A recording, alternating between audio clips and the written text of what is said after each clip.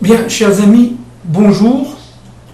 Nous allons donc continuer la lecture et dans un esprit évidemment de synthèse de notre travail que nous avons accompli sur l'être universel et la mondialisation.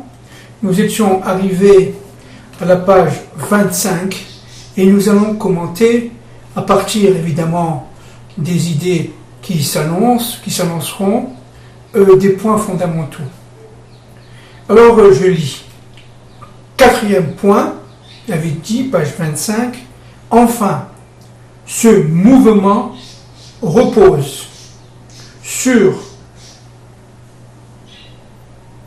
le phénomène déjà connu de libéralisation, concentration, surpuissance. Alors évidemment, on l'a déjà dit, le processus de libéralisation qui a commencé à la fin du XVIIIe siècle en Europe, qui va se développer avec le libre-échange, avec l'ouverture donc non seulement des marchés mais de la production, avec les différentes révolutions industrielles qui vont se compléter les unes par rapport aux autres, et cela va entraîner, on l'a déjà dit plusieurs fois, un mouvement de concentration. Et ce mouvement de concentration va évidemment transformer le monde de la production, il va quelque part le raréfier, on va vivre une sorte de raréfaction de l'offre progressivement, et notamment en cette fin du XXe et début du XXIe siècle, avec une volonté de surpuissance. C'est-à-dire une volonté de dominer les marchés. Alors maintenant, je continue. Fer de lance méta-historique, est indubitablement cause et conséquence de grandes tensions et conflits, y compris des conflits mondiaux. Le cas de la Chine contemporaine est particulièrement éclairante. Alors là, je voudrais m'appuyer sur un certain nombre de documents et sur un point fondamental. La Chine. Le couple Israël-Chine. Évidemment, nous avons touché un certain nombre de points plus ou moins cachés, plus ou moins, disons, secrets, mais très très très très importants. L'empire chinois est un empire millénaire. Pendant des siècles et des siècles, cet empire a été endormi. Mais, depuis quelques années, après être passé par une phase dite maoïste et post-maoïste, communiste, une phase d'enfermement, où l'empire du milieu, comme on dit, était refermé sur lui-même, presque endormi, la Chine va se réveiller. Et je me rappelle le livre d'un grand journaliste, Alain Perfit, qui en 1973 avait fait paraître en France un livre intitulé « Quand la Chine s'éveillera, le monde tremblera ». Et cette Chine-là, qui se réveille à partir des années 90, va enfin reconnaître Israël. Le couple Israël-Chine va se former, mais c'est un couple extrêmement particulier. D'abord, la Chine, au niveau strictement économique, a des atouts qu'Israël n'a pas. La Chine a évidemment, population extrêmement nombreuse, plus d'1,3 milliard d'individus, et une main-d'œuvre extrêmement abondante, avec un pouvoir d'achat faible. Le coût de production en Chine est encore aujourd'hui bien moins élevé que le coût de production en Occident et aussi en Israël. L'atout chinois représente une force stratégique pour elle. Maintenant, au niveau, si vous voulez, du cachet, ce qu'on appellerait les forces du secret, un tout petit peu, si on peut un tout petit peu parcourir ses forces, les forces de la Chine sont redoutables. La Chine entre dans le monde pleinement d'Elohim, c'est-à-dire dans le monde de l'obscurité des nations. Et elle va baigner dans cette obscurité des nations, dans un monde dit spirituel, le monde d'Elohim, le monde pour nous des dieux qui nous sont à nous, Israël, étrangers, mais elle va faire le lien entre ces dieux, une spiritualité, si vous voulez, certes très obscurcie, mais dans le monde d'Elohim, elle va donc faire le lien entre sa spiritualité et ses systèmes économiques et sociaux. D'abord, elle va être, si vous voulez, communiste, et là, il va y avoir une sorte de schisme entre les différents mondes spirituels de la Chine, les brahmistes, etc., etc., avec le bouddhisme, etc., avec véritablement une société fermée, une société qui est presque figée, qui se dit communiste et qui va essayer de s'imposer à tous ces univers spirituels qui sont extrêmement nombreux en Chine. Donc la Chine, si vous voulez, porte en elle une sorte de déchirure, une déchirure au niveau spirituel, parce qu'elle va, si vous voulez, représenter, elle va rechercher les dieux, et les dieux Brahman, etc. Et d'un autre côté, elle va essayer de concrétiser au niveau social, au niveau socialiste, au niveau communiste, concrétiser le monde d'aujourd'hui, ou en tout cas le monde d'hier, qui était fondé sur la dualité entre le marxisme et le capitalisme, et pendant de longues années, au temps de Mao et après, Mao est mort en 1976, et après, jusqu'à les années 90, elle va, si vous voulez, choisir, disons, le marxisme, maoïsme, communiste, si vous voulez. Et avec un parti unique, avec un dirigeant unique, avec une sorte de, si vous voulez, existence dans toutes les sphères de la vie économique, sociale, administrative du parti, il va y avoir donc, si vous voulez, face à cela, une sorte de révolution interne dans les années 90 où la Chine va s'ouvrir au monde capitaliste, va s'ouvrir au monde libéral, et donc, si vous voulez, un peu comme Israël, mais d'une manière beaucoup plus lente, elle va devenir, si vous voulez, une économie de plus en plus ouverte vers l'extérieur, et elle va chercher la surpuissance en intégrant les deux systèmes, le système dit communiste, qui existe encore aujourd'hui officiellement en Chine, avec un système de libre-échange, un système d'ouverture, un système de capitalisme, disons, à la chinoise, qui va permettre à la Chine de se réveiller, de s'ouvrir vers le monde et de former une surpuissance réelle. La Chine est certainement un des pays les plus puissants aujourd'hui, tant au niveau économique, tant au niveau financier et au niveau maintenant de plus en plus stratégique et militaire. La Chine est en train de se réveiller et de chercher, si vous voulez, par la domination, la surpuissance dans le monde. Maintenant, dans le couple Israël-Nation et dans le couple, si vous voulez, Israël-Chine, il y a une problématique fondamentale. C'est que la Chine, elle qui représente le monde d'Elohim, en tant que nation, n'a pas la capacité, comme à Israël, de comprendre le plan divin. Pourquoi ? Parce qu'elle n'a pas ce vav qui est fondamental pour pouvoir comprendre le plan d'Akadosh Baruch Hu sur le monde d'aujourd'hui, sur nos mondes à nous, tels que nous vivons au jour le jour. Regardez, je vais vous donner un petit sode très intéressant.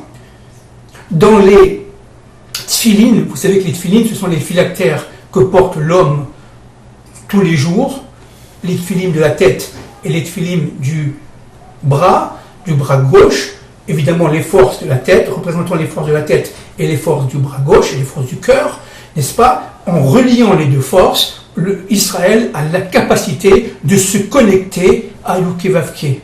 Or, dans les tiflines de la tête, vous avez, si vous voulez, deux lettres qui apparaissent. Une lettre dans un côté et une lettre de l'autre.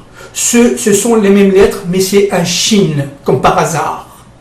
D'un côté, vous avez un shin, un sin en hébreu. Donc le pays, vous voyez, ça représente quelque part au niveau codé le pays, la Chine, avec trois, vous voyez, trois vaves.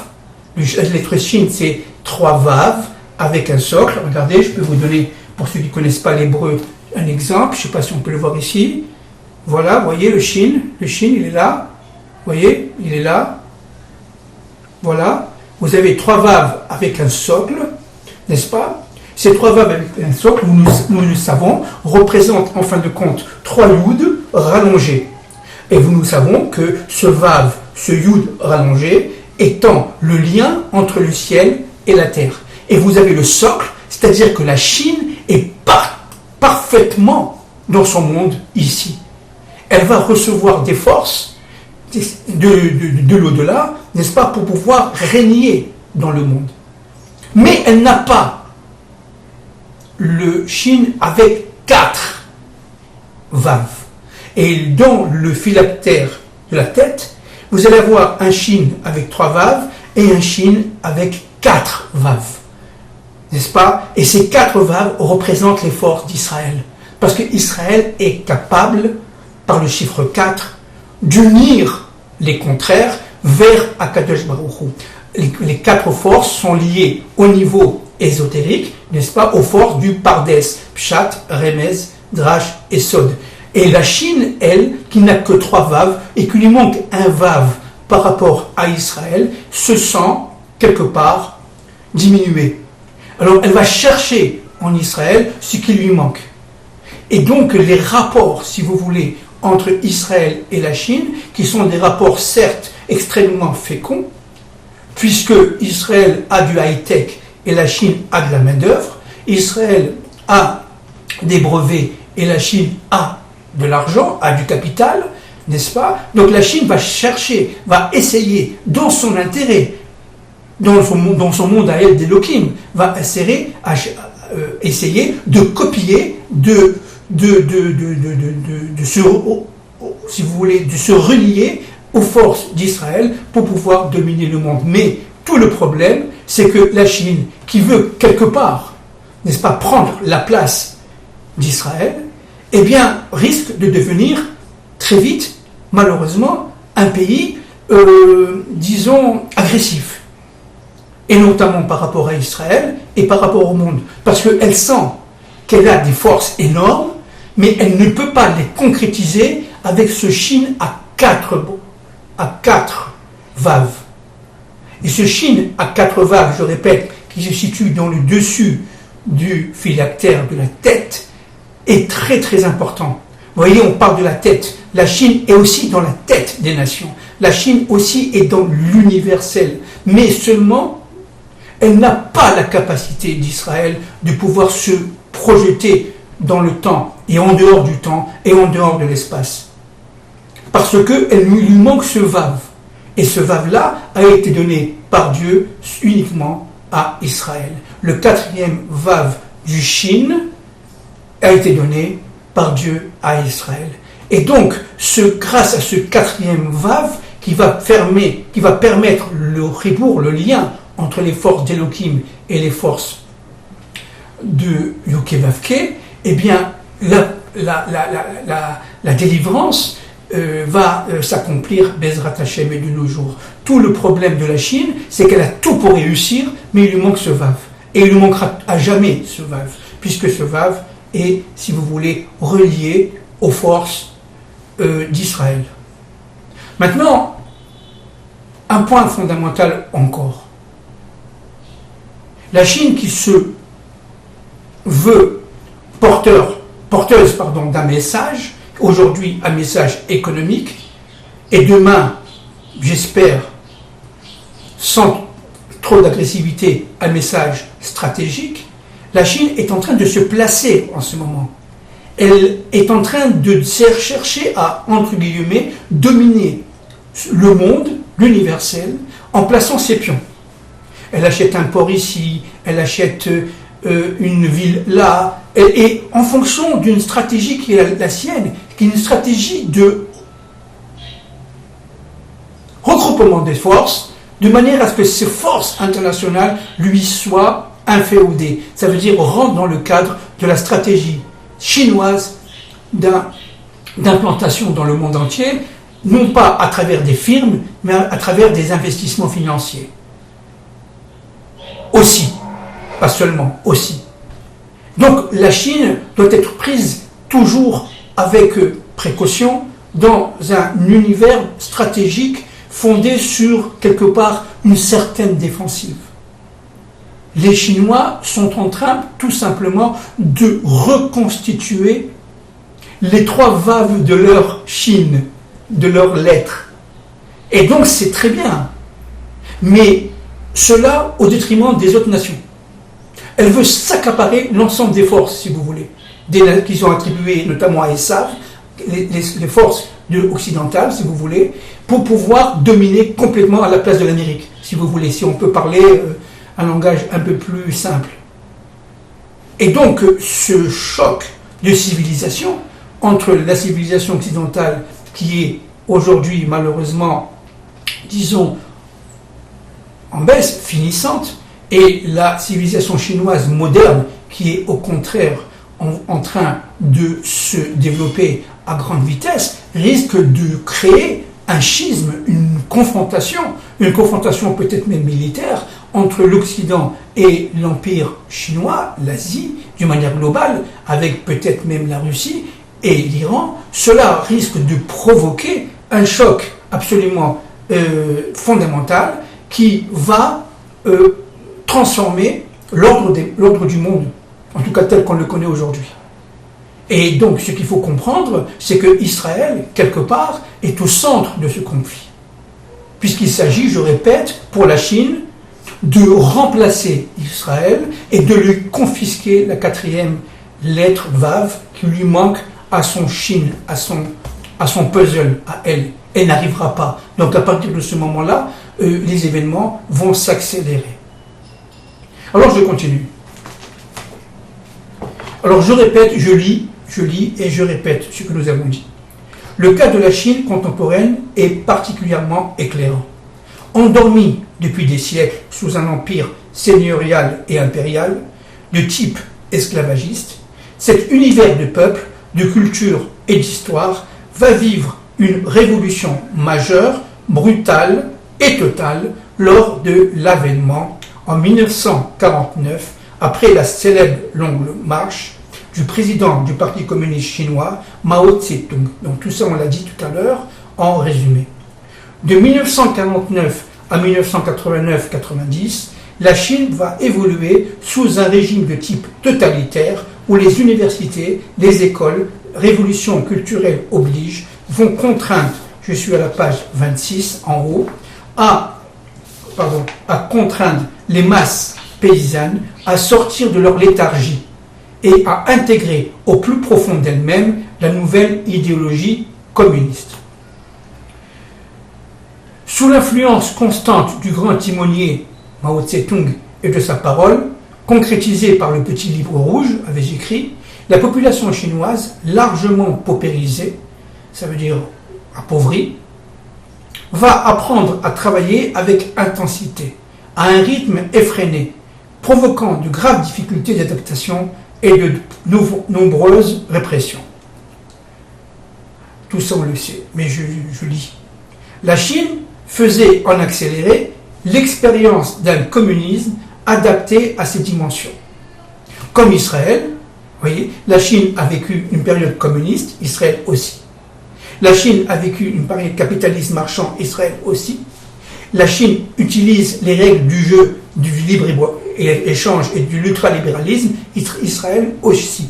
Vous voyez donc, regardez, une sorte de parallélisme économique au niveau des systèmes qui font que la Chine et Israël sont quelque part sœurs, parce qu'elles ont la même lettre. Je continue. Le Chine. Cependant, Le collectivisme ambiant, sous la férule du président Mao, omniprésent, allait s'associer à un individualisme issu du taoïsme et du confucianisme, vous voyez le monde Elohim, n'est-ce pas, selon lesquels, parfaitement libre de ses choix, chacun devait s'épanouir à travers la masse. C'est le culte de l'individualisation dans la masse. Mais au niveau communiste, la masse prime sur l'individu. Le parti prime sur tout. Parti communiste chinois. Une sorte d'union des contraires, avais-je écrit à la page 26, à peu près au milieu de la page, semblait s'opérer, puisque chaque individu, à l'exclusion de toute cellule familiale remplacée par le parti, représentative de la collectivité locale ou nationale, devait s'émanciper de son passé et adhérer aux valeurs suprêmes prônées par le petit livre rouge, tout en gardant ses caractéristiques propres. On demandait à l'époque, jusqu'en 90, à tout individu, à toute collectivité régionale et nationale, d'être soi-même tout en étant son contraire. C'est-à-dire d'être soi-même tout en d'être, si vous voulez, quelque part libre en tant qu'individu, tout en répondant aux normes du parti, aux ordres du parti. Et ce problème fondamental d'union des contraires, mais dans un monde d'Elohim, je répète, il manque le quatrième vav dans le Shin pour la Chine, si vous voulez, qu'il n'a que 3 vav. La lettre Shin, je vous l'ai montré tout à l'heure, a 3 vav avec un socle, et la Chine n'a pas les éléments d'union des contraires. Ça ne m'a pas révélé. C'est révélé à Israël parce qu'Israël a une fonction différente de celle de la Chine. Ça ne veut pas dire qu'elle est supérieure, encore une fois. Elle est différente et complémentaire. Alors je continue. Une sorte d'union des contraires semblait opérer puisque chaque individu, à l'exclusion de toute cellule familiale remplacée par le parti, représentatif de la collectivité locale ou nationale, devait s'émanciper de son passé et adhérer aux valeurs suprêmes prônées par le petit livre rouge, tout en gardant ses propres caractéristiques. On l'a déjà dit. La propagande, par un choix exclusif de couleurs, particulièrement le rouge et le vert, de forme les montagnes surplombant la mer par exemple, ou de musique dite révolutionnaire, devait catalyser les énergies par un travail intensif. La révolution culturelle était en marche. Révolution culturelle qui, entre parenthèses, a fait des millions de morts. Point. La Chine, à l'instar de nombreux pays, démocratie populaire, rejoignait les rangs des pays dits progressistes. Or,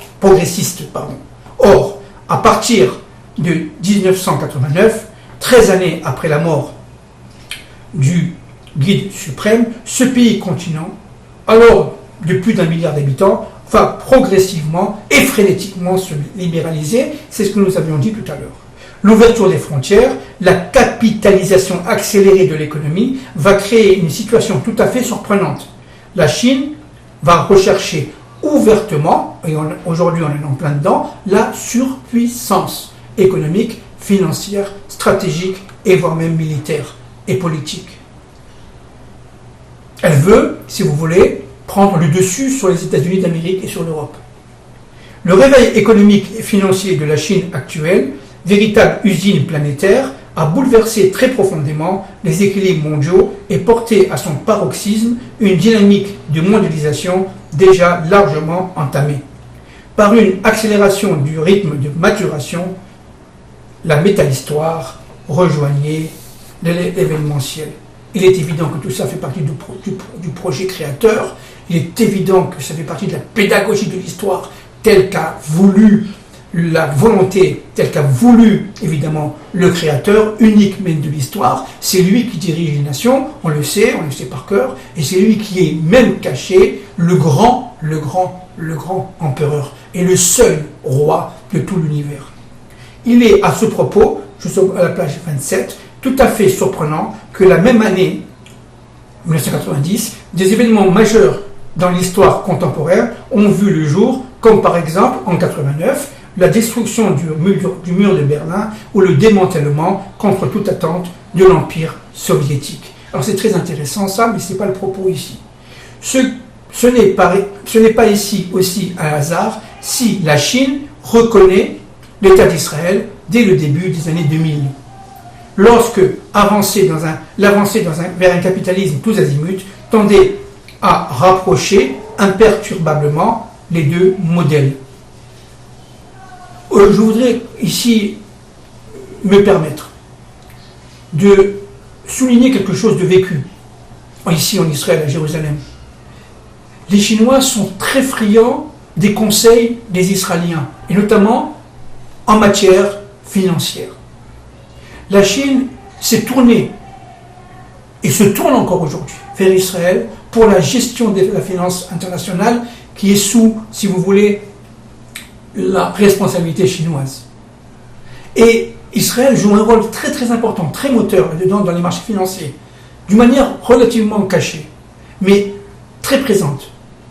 Et Israël va guider, si vous voulez, les sociétés financières chinoises à investir là et là et là, dans tel ou tel produit financier, dans tel ou tel secteur ou branche économique, industrielle ou post-industrielle. C'est que les Chinois ont compris que les Israéliens avaient quelque chose de supérieur, de différent en tout cas. Supérieur peut-être pas, mais en tout cas de différent par rapport aux autres. Et notamment les Juifs en Israël. Parce que les Juifs qui ne sont pas en Israël, disent les Chinois, on les connaît. Ils nous intéressent beaucoup moins. Les Chinois ont perçu que le Juif qui retourne sur la terre d'Israël devient un autre personnage, un Hébreu. Ils ont perçu cela. Et donc c'est pour ça qu'ils veulent être très très présents en Israël, de plus en plus présents, à tel point de construire un nouvel aéroport à Eilat, de participer à la construction d'un bras de mer entre la mer Rouge et la Méditerranée, de manière à développer le port d'Ashdod, qui est un port ouvert vers le continent européen, et donc vers le monde, etc. etc. Les Chinois pensent qu'Israël est une plaque tournante du commerce mondial. Ce n'est pas la seule, mais une plaque tournante fondamentale. Et donc ils sont quelque part très très présents en Israël. Donc il faut faire, si vous voulez, quelque part la part, si vous voulez, de l'agression et de la défensive. Ça, c'est le problème des dirigeants israéliens. Tous sans penser que, dans la volonté du Créateur, les deux peuples, chinois et israéliens, chargés d'histoire, de vécu, tous deux portés par un message universel, aboutissent presque en même temps, après un parcours idéologique somme toute parallèle, à un même modèle de développement. Alors je continue, pour finir. En effet, en Israël comme en Chine, le capitalisme effréné pénètre les consciences après plusieurs décennies de suprématie d'un socialisme exacerbé, nous l'avons dit. Cependant, nous le verrons, les forces qui sont véhiculées sont absolument opposées. Et là, vous avez compris maintenant, le but de la Chine, c'est de dominer le monde dans le monde d'Elohim.